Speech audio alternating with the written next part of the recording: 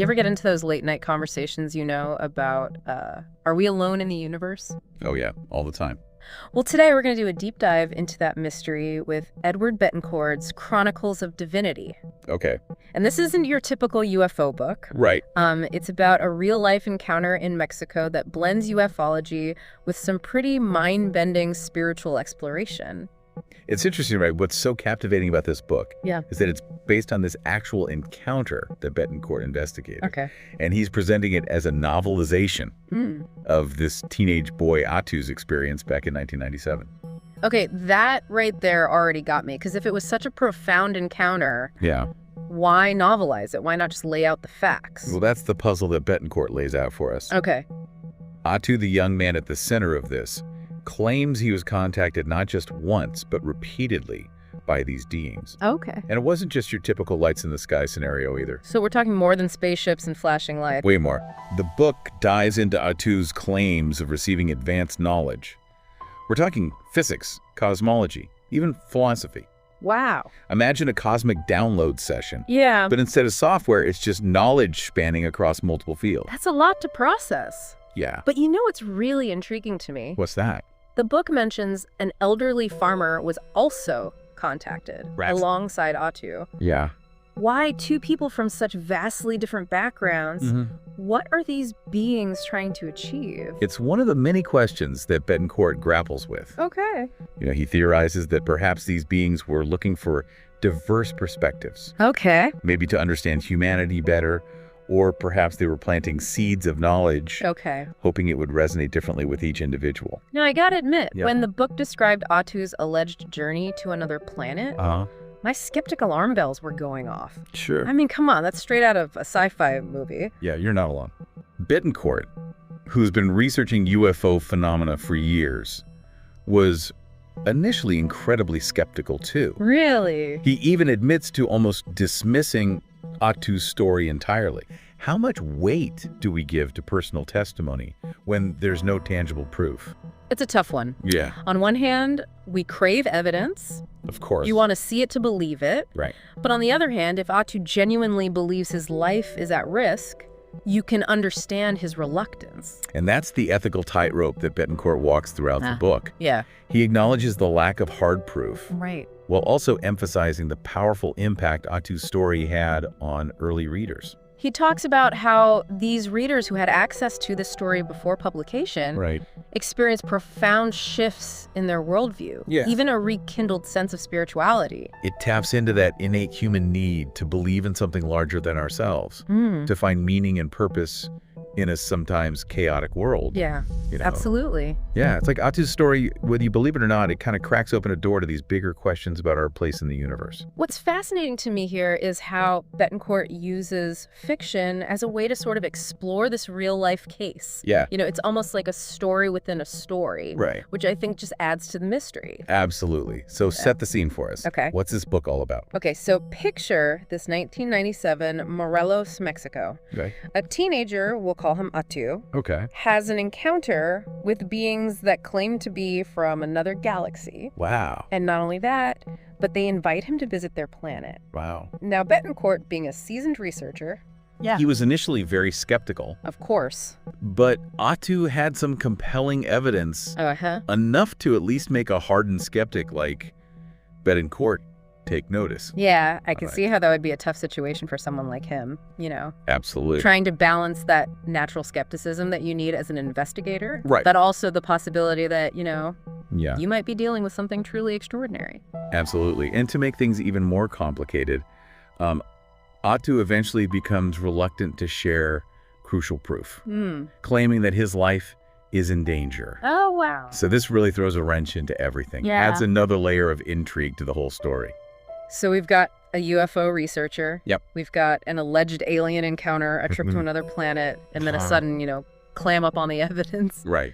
Where do we even begin to unpack all of this? Well, so Betancourt chose to present Atu's story as this fictionalized account, using journal entries to describe the journey. So it starts with Atu preparing for this departure, and then boom, he's on this massive spaceship. Wow. There's strange symbols everywhere. He's talking about this giant blue platinum tube. It's all very vivid and almost unsettling in its detail. So he's painting a picture of this very advanced technology. Yeah. Which, makes you wonder if they are so advanced. Right. Why all the secrecy? Right. Why not just, reveal themselves openly? That is the question, isn't it? Yeah. And it speaks to the heart of the UFO phenomenon. Right. We have so many reported sightings, so many stories like this one. But concrete, irrefutable proof remains elusive. Okay, but let's go back to the journey itself. Okay. What was it actually like for Attu to travel to another planet? I mean, we're talking about interstellar travel here. Right. Something that's still, firmly in the realm of science fiction for us. Well, according to Attu, he traveled through what he describes as a wormhole. Okay. So think of it like a shortcut through space-time, a tunnel that connects two distant points in the universe.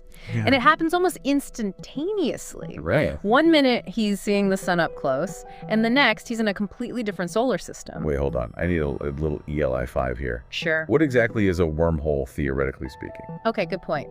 You know how sometimes people will use like a piece of paper to demonstrate how you could fold space to connect 2 points? Yeah. Well, a wormhole is kind of like that. Okay. It's the theoretical tunnel that bends space-time. And it allows for travel between vast distances, potentially even faster than the speed of light. Wow, that's incredible. Yeah. And a little mind-bending, if I'm being honest. Absolutely. And Attu's descriptions really capture that sense of awe and disorientation. But the trip isn't without its bumps. Oh. He describes this jarring jolt as they enter the atmosphere of this new planet called Nin-Ki. It's all very cinematic, like something out of a sci-fi movie. So he gets through this wormhole. Yeah. He lands on Nin-Ki. What's the planet like? And who are these beings he encounters, these Nin-Ki? I'm picturing little green men with big heads. Well, that's where it gets really interesting. Okay. Attu describes them as having a blend of German and African features. Okay. These captivating eyes.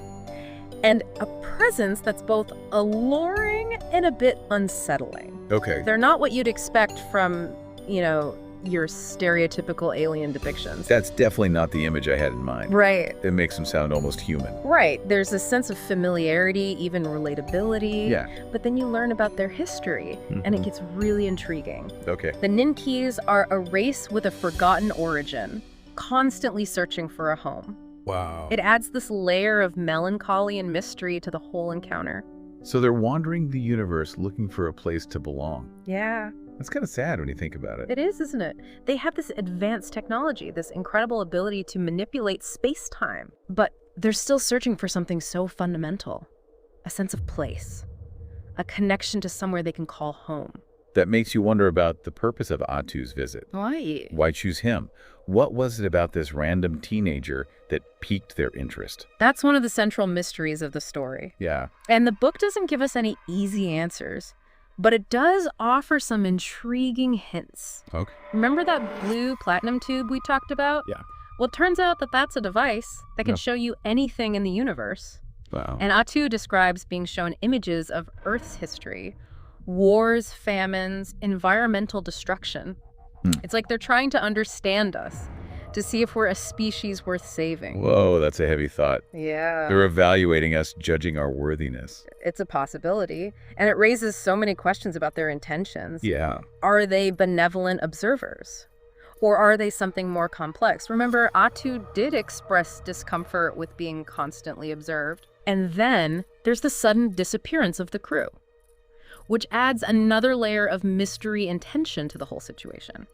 Okay, so we have this mysterious race, advanced technology, a journey through a wormhole. Yep. But what about the planet itself? What's Nin-Ki actually like? Well, Attu describes a society that's vastly different from our own. Oh. They have this area called Zarpanitu, which is dedicated entirely to children and education. So they prioritize their young. Very much so. That's interesting. But their approach to education is unlike anything we've seen on Earth. Oh. They focus on self-discovery. Okay. Nurturing individual talents for the benefit of the whole community. So instead of standardized tests and rigid curriculums. Exactly. They're encouraging exploration, creativity, collaboration. Makes you wonder if our own education systems could learn a thing or two from their approach.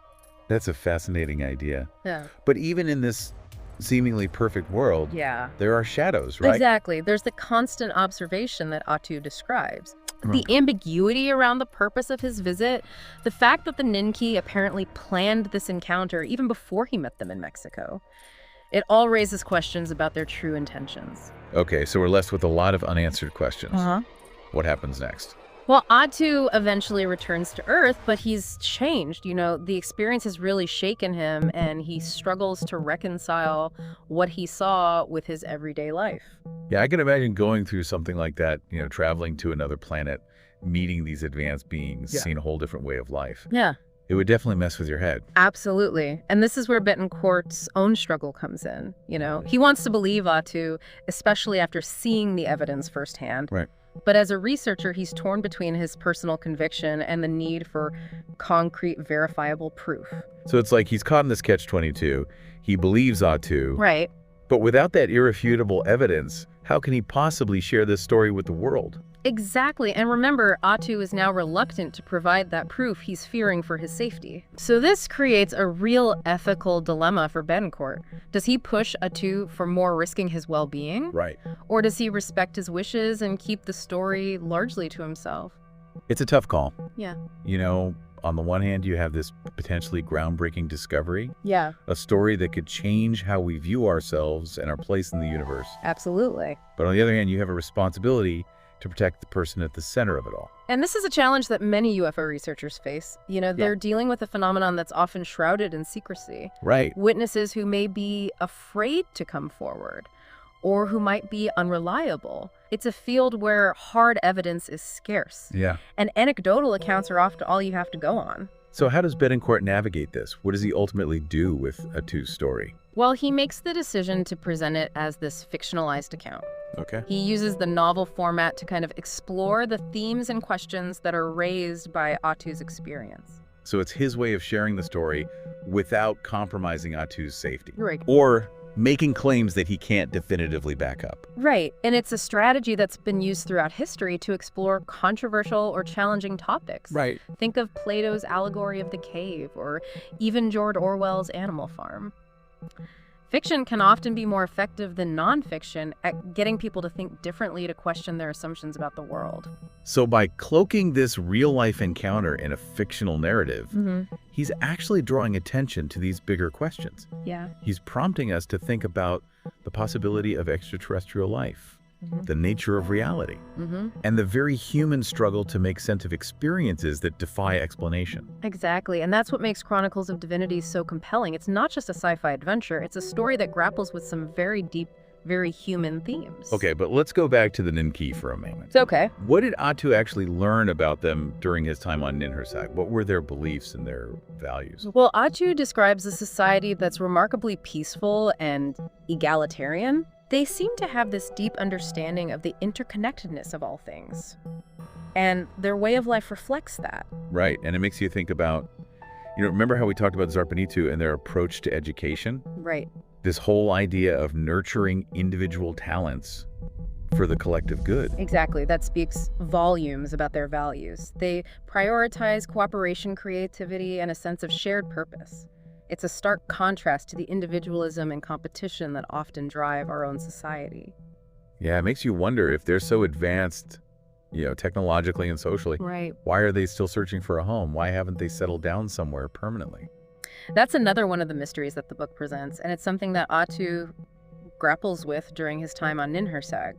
He observes their advanced technology, their seemingly utopian society. Right. And yet there's this underlying sense of longing, a yearning for something they haven't yet found. It's almost like they're searching for a sense of belonging just like us. Exactly. But on this cosmic scale. And that sense of longing resonates with us on a deep level because it's something we all experience at some point in our lives, Yeah. Search for meaning, for purpose, for a place where we truly belong.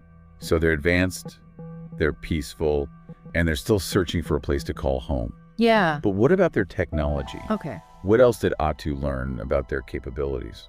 Well, we already discussed the wormhole travel and the blue platinum tube, but it goes even deeper than that. Okay. Atu describes these membranes that can fuse with clothing, essentially making them invisible. Okay. And he mentions this tiny earpiece that not only regulates pressure, but also acts as a tracker.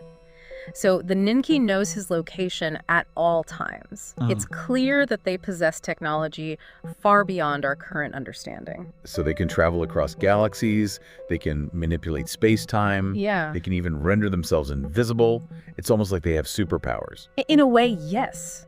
And it raises some interesting questions about how they might interact with us if they choose to. Right. Do they observe us? Do they influence events on Earth in subtle ways? The book doesn't provide any answers, but it certainly plants these seeds of possibility in your mind. It's almost like Betancourt is suggesting that the truth might be stranger than fiction. That maybe, just maybe, there are these forces at play in the universe that we're only beginning to glimpse. That's the beauty of a story like this. It opens up our minds to possibilities beyond our everyday experience. It challenges us to think critically, to question what we believe, and to consider perspectives that might seem outlandish at first glance. You know, one thing that really struck me Yeah. is how Betancourt doesn't shy away from the more challenging aspects of Atu's experience. Right. You know, Atu's discomfort with the constant observation, the ambiguity around the Nin-Ki's intentions. Right. It's not all sunshine and roses. Exactly. It would be easy to romanticize the idea of this advanced, benevolent alien race coming to save us from ourselves. But Betancourt avoids that trap. He presents the Nin-Ki as these complex beings with their own motivations, which may or may not align with our own. It makes them more believable, more real somehow. Yeah. And it adds a layer of tension and uncertainty to the story. Absolutely, because ultimately we don't know what their end game is. Right. Are they here to help us, to study us? Or something else entirely? Betancourt leaves those questions open, allowing the reader to draw their own conclusions. It's that ambiguity that really sticks with you. Yeah. And it makes you wonder, if we ever do encounter an advanced extraterrestrial civilization, Right.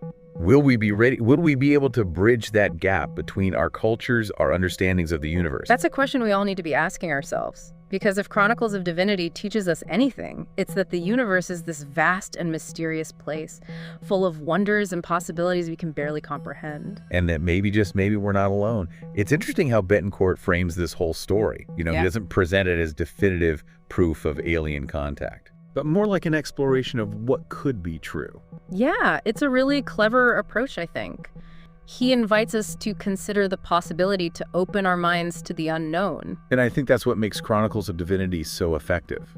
Right. You know, it's not trying to convince you of anything. Right. It's simply presenting a story, a possibility, and allowing you to draw your own conclusions. Absolutely. And within that story, Betancourt touches on some really profound themes. Yeah. You know, we've talked about the search for meaning the nature of reality, but there's also this underlying question of human potential. Right. If the Nin-Ki represent a civilization that's evolved beyond, you know, conflict and division, what does that say about what we as humans are capable of achieving? It's almost like a challenge, isn't it?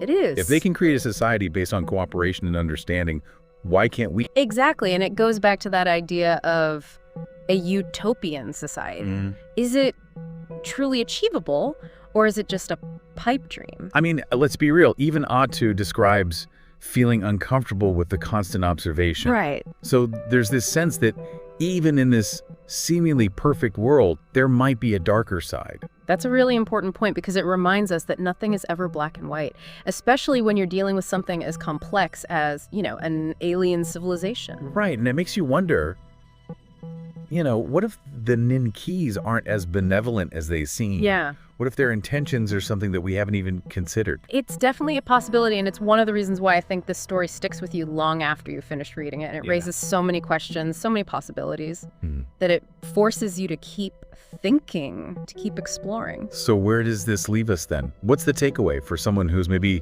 just diving into this story for the first time? I think the biggest takeaway is the importance of keeping an open mind.